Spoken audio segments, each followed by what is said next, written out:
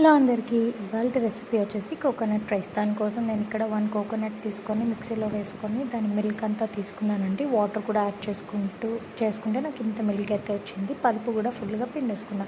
ఇప్పుడు ఒక కుక్కర్లో కొంచెం నూనె, కొంచెం ఆయిల్ వేసుకొని మసాలా దినుసులు, ఉల్లిపాయ, పచ్చిమిర్చి, అల్లం వెల్లుల్లి పేస్ట్ వేసుకుని అవి మొత్తం వేగిపోయిన తర్వాత కడిగి పెట్టుకున్న రైస్ని వేసుకున్నా. రైస్ కాసేపు మసాలా పట్టించి ఉప్పు, అలాగే ధనియాల పొడి, గరం మసాలా వేసుకొని బాగా కలుపుకున్నా.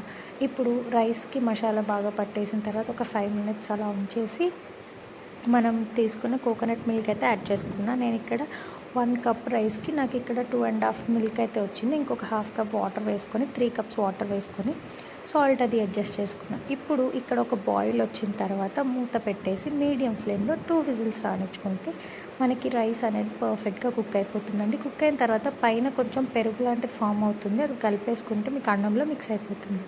ట్రై చేయండి. బాయ్.